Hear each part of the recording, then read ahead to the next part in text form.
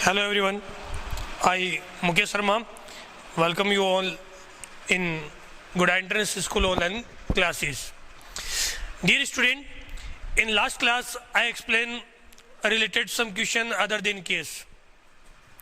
Today we are going to start question number 11.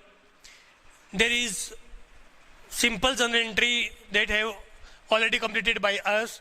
The past journal entry question number 11 is that past journal entry number 1, X Limited purchased land and building from R. Sundaram for rupees 5 lakh, payable in fully paid up share of rupees 100 each at a premium of 25%.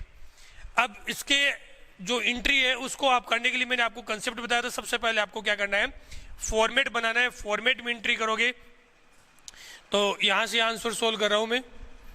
Answer 11A, first portion. First column is date, next one is particulars, ledger folio, debit portion and credit portion. Debit portion and credit portion. Date, particulars, ledger folio, debit and credit.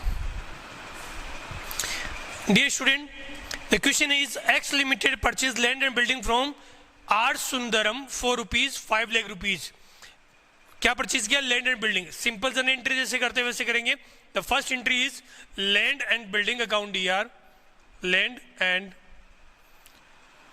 Building account debit to. किससे purchase की?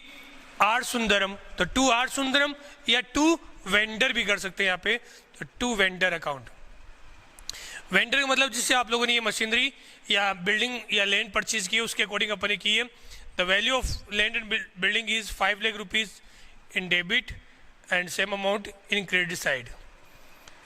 Land and building purchase from R. Sundaram. Land and building purchase from R. Sundaram. First entry complete. Now second entry, payable in fully paid up share of rupees 100 each at a 25% premium. When we issue the share 25% premium, then we have to calculate the first number of share. Like first we have to calculate here number of share issued to R. Sundaram. Number of share. How we calculate it? Number 1, total payable value. Formula पहले explain किया था. Payable value upon net proceeds of पर share.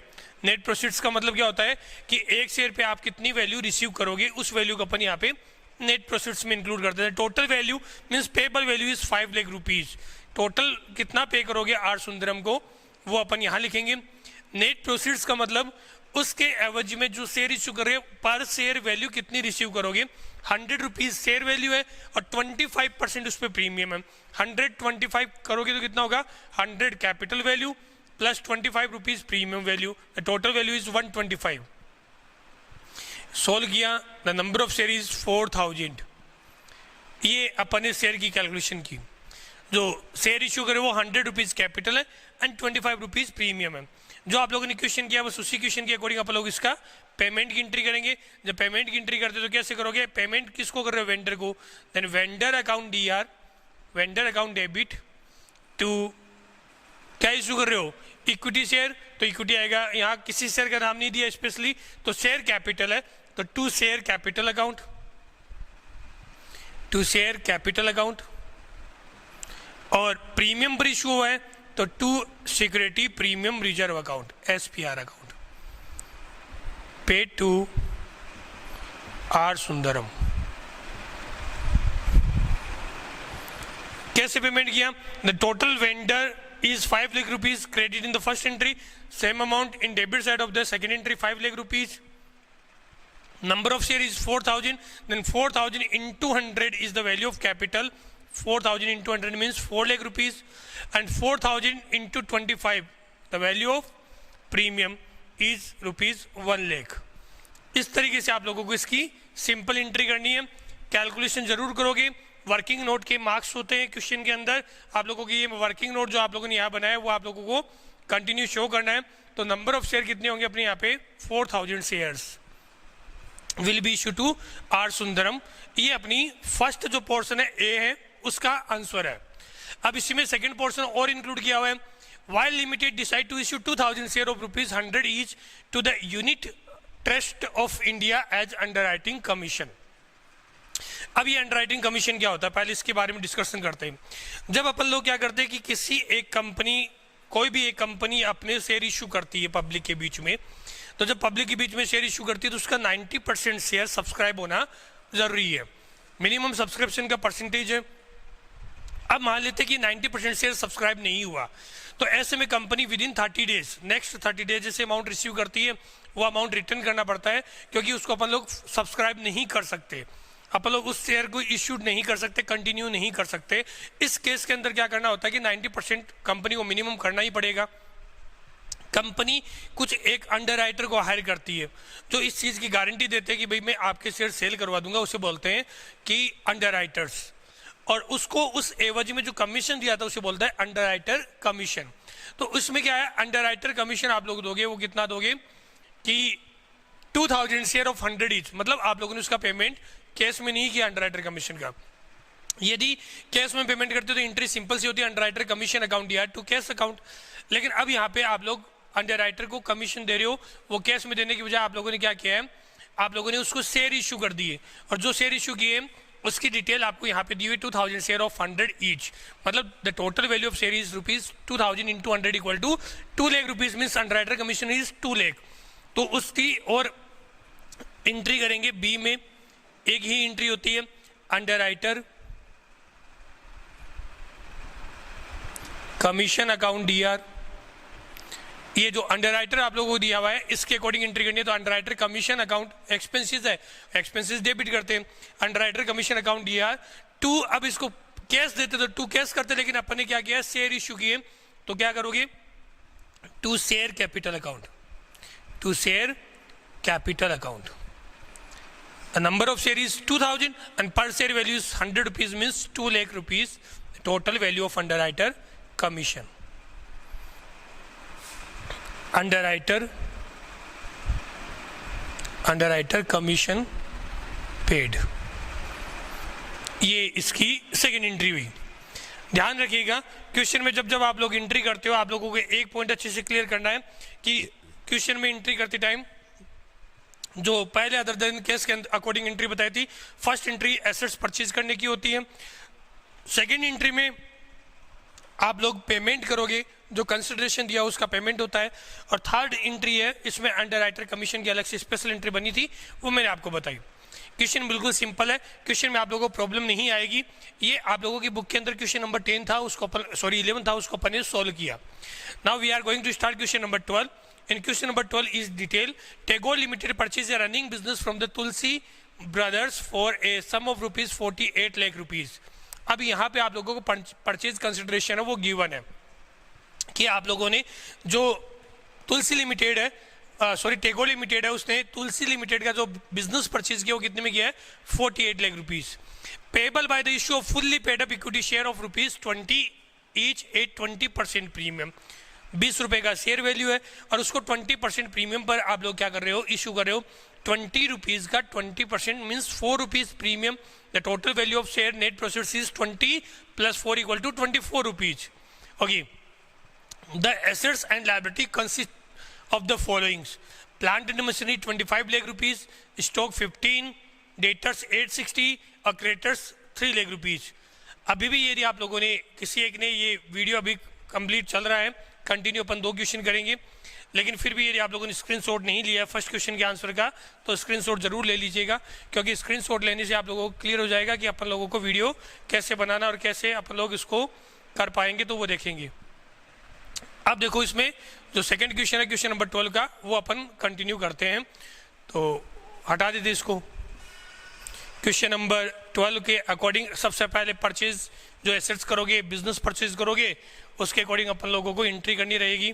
तो format यही use कर रहे हैं, format के अकॉर्डिंग जो बिजनेस परचेज की बात होती है, तो बिजनेस की यदि आपको एसेट्स दी हुई है, मान लीजिए सिर्फ इतना ही लिखा होता कि Tagore limited purchase the business of Tulsi limited, तो फिर बिजनेस अकाउंट डीआर नहीं करना है। मतलब बिजनेस के साथ में आप लोगों ने क्या किया है, एसेट्स परचेज किए हैं, तब आप करोगे सन्ड्री एसेट्स अकाउंट डीआर, मतलब एसेट्स को आप लोगों को डेबिट करना है। और यदि बिजनेस के अकॉर्डिंग आप लोगों को डिटेल दी हुई है कि बिजनेस में कौन कौन से एसेट्स परचेज किए हैं और कौन कौन सी लायबिलिटी साथ में आई है बिजनेस के, तो उसके अकॉर्डिंग आप लोगों को एसेट्स और लायबिलिटी की डिटेल मेंशन करनी है। इस क्वेश्चन में डिटेल दी हुई है, the assets and liability consist of the following, the plant and machinery, stock, debtors and creditors. Assets का कंसेप्ट क्या बोलता है कि एसेट्स को अपन हमेशा डेबिट करते हैं, तो वही एंट्री करेंगे। सबसे पहले जो जो एसेट्स आई वो देखो, plant and machinery account DR, machinery account debit. Plant machinery की वैल्यू कितनी है, 25 लाख रुपीज, यहाँ लिखा 25 लाख। इस फर्स्ट एंट्री के अंदर जो कंसेप्ट बन सकता है वो सारी कंसेप्ट इसके अंदर इंक्लूड हो रहा है। सेकेंड है स्टॉक परचेज किया, तो stock account DR, stock account debit. Stock की वैल्यू दी है 15 लाख, 25 लाख, मशीनरी की वैल्यू 15 लाख, स्टॉक, डेटर्स है 8,60,000, then debtors account DR, debtors account debit 8,60,000। उसके बाद नेक्स्ट दिया क्रेडिटर्स। क्रेडिटर्स अपनी लायबिलिटी है और लायबिलिटी को अपन क्या करते हैं, क्रेडिट करते हैं, तो यहाँ पे क्रेडिट में एक लाइन का गैप रखना, फिर लिखना टू क्रेडिटर्स। ये लाइन का गैप क्यों रखा है, इसका रीजन बताएंगे अभी आपको, वो है टू क्रेडिटर्स अकाउंट, वैल्यू है 3 लाख। अब क्वेश्चन के अंदर आपको ध्यान रखना है कि जब क्वेश्चन में परचेज कंसिडरेशन दिया हुआ हो, परचेज कंसिडरेशन का मतलब जितने रुपए में आप लोगों ने बिजनेस परचेज किया है वो वैल्यू दी sum of rupees 48 lakh rupees, मतलब वेंडर को पेमेंट कितना करना है, 48 लाख। यदि ये नहीं दिया होता तो क्या करते हैं, 25 + 5 30 + 10 40, 40 + 8 48 लाख 60,000 टोटल वैल्यू हुई, जिसमें से 3 लाख अपन माइनस करते तो 45 लाख 60,000 में बिजनेस परचेज किया हुआ माना जाता। लेकिन अब क्या हुआ है, बिजनेस तो वैल्यू आप लोगों को ऑलरेडी दी हुई है 48 लाख, तो आप लोग यहाँ क्या करोगे, to vendor account, to vendor account, vendor की वैल्यू दी है 48 लाख। इसलिए आप लोगों को ध्यान रखना है कि यदि वैल्यू दी हुई है तो आप लोगों को वैल्यू से ही एंट्री करनी है, क्योंकि परचेज कंसिडरेशन ऑलरेडी दिया हुआ है। अब इसके अकॉर्डिंग देखते हैं तो यहाँ पे टोटल कितना हुआ, 48 + 3 49 15 51 लाख। क्रेडिट का पोर्शन हुआ टोटल 51 लाख, और डेबिट की बात करते तो डेबिट का टोटल हुआ 48 लाख 60,000, ये वैल्यू हुई। अब इन दोनों का डिफरेंस देखो, डिफरेंस देखते तो 40,000 49 50 एंड 51, 2,40,000 का डिफरेंस आ रहा है, डेबिट कम है 240 से। इसका मतलब 2,40,000 अपन लोगों ने उस बिजनेस की जो ज़्यादा वैल्यू पे की है, अब बिजनेस की जो रियल वैल्यू होती है उससे ज़्यादा पेमेंट करना, मतलब नॉर्मल वैल्यू से जो अपन ज़्यादा पे कर रहे हैं तो उसे actual payment is more than the normal payment, the difference between the actual and normal is known by the goodwill. तो इसको अपन क्या बोलेंगे, गुडविल। तो यहाँ पे वो लाइन जो अपन ने गैप दिया था वहाँ लिखोगे गुडविल अकाउंट डीआर। फिर ध्यान रखना, यदि अपन लोगों को एसेट्स में वैल्यू कम मिले तो आप लोग गुडविल लिखोगे, और लायबिलिटीज में वैल्यू कम मिले, क्रेडिट साइड में वैल्यू कम हो, डेबिट में वैल्यू कम गुडविल आएगा, क्रेडिट में वैल्यू कम कैपिटल रिजर्व आएगा। इस तरीके से एंट्री करनी है। यदि ये ज़्यादा होता और यहाँ पे वैल्यू मान लीजिए 40 ही होती तो अपन लोग जो डिफरेंस होता उससे यहाँ पे कैपिटल रिजर्व लिखते, लेकिन इसमें डेबिट का पोर्शन कम, अपन इसलिए 240 लिखा है। ये एक तरीके से रफ वर्क था, मैंने आप लोगों को समझाया यहाँ पे। अब इसके अकॉर्डिंग फर्स्ट एंट्री अपनी कंप्लीट हुई, sundry assets and liabilities purchase या business purchase from Tulsi brothers जो है वो अपन लोग इस तरीके से एंट्री कर सकते हैं। तो ये फर्स्ट एंट्री है। फर्स्ट एंट्री के अंदर जो कंसेप्ट बन सकता है वो कंप्लीट कंसेप्ट इसके अंदर आ चुका है। अदर देन केस के अंदर मैक्सिमम जो एंट्री होती है वो 2 ही एंट्री होती है। उसमें फर्स्ट एंट्री एसेट्स परचेज करने की और सेकंड एंट्री जो होती है वो पेमेंट करने की होती है। एसेट्स परचेज करने की के अंदर यदि वैल्यू दी हुई है तो सिंपल वैल्यू से एंट्री करेंगे, सन्ड्री एसेट्स अकाउंट या टू वेंडर अकाउंट, वैल्यू भी दी हुई है, एसेट्स भी दी हुई है, डिफरेंस दिया हुआ है, तो फिर आप लोगों को देखना पड़ेगा कि कैपिटल रिजर्व आएगा या फिर गुडविल आएगी। एसेट्स का पोर्शन कम है तो गुडविल आएगी, मतलब डेबिट का पोर्शन कम है तो गुडविल, और क्रेडिट का पोर्शन कम है तो आप लोग कैपिटल रिजर्व से एंट्री करोगे। इस तरीके से ये फर्स्ट एंट्री कंप्लीट हुई। अब बात करते हैं सेकंड एंट्री के अंदर। सेकंड एंट्री का मतलब पेमेंट की एंट्री करनी है। पेमेंट के लिए क्या कहा है क्वेश्चन में, पहले आराम से पढ़ो। Payable by the issue off fully paid up equity share of 20 each eight 20% premium. 20 rupees का शेयर है और 20% ऑफ 20 रुपीज़, 20 रुपीज़ का 20% कितना होगा 4 रुपीज़, मतलब 24 रुपीज़ में आप लोगों ने शेयर को परचेज किया है। और टोटल जो वेंडर को पेमेंट करना है वो कितना करना है 48। तो ये same total payable value 48 lakh, 48 lakh. Net proceeds कितनी हुई 24 रुपीज़। सॉल्व करोगे तो कितना आएगा 24 टू जा 48, means 2 lakh share will be issue to Tulsi brothers. 2 lakh share will be issue to Tulsi brothers. अब अपन लोग कर रहे हैं इसके अकॉर्डिंग एंट्री। जब पेमेंट की एंट्री करते हो तो यहाँ वेंडर लिखा तो आपको यहाँ पर सेकंड एंट्री में वेंडर ही करना है। Then vendor account DR, vendors account DR. Vendor की जो वैल्यू कितनी है 48 लाख। जो पेमेंट किया है उसमें शेयर इशू किया टू शेयर कैपिटल अकाउंट, और प्रीमियम पर इशू किया to security premium reserve account. Pay to vendors या share issue to vendors. Vendor को यहाँ आप लोगों ने शेयर इशू किया है। अब कैपिटल की वैल्यू कितनी है कि 2 lakh into 20 means 40 lakh capital की वैल्यू हुई 40 लाख, एंड 2 लाख इंटू 4 तो ये 8 लाख किसकी वैल्यू हुई सिक्योरिटी प्रीमियम रिजर्व अकाउंट की वैल्यू।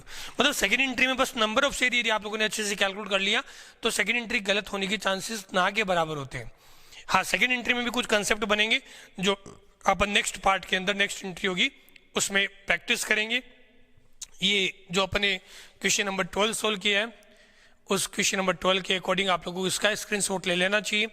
प्रैक्टिस जितनी ज़्यादा करोगे उतना ही आप लोगों को बेनिफिट रहेगा और अपनी कंटिन्यू इसी तरीके से क्लास चलती रहेगी। आज के लिए बस इतना ही। Thank you.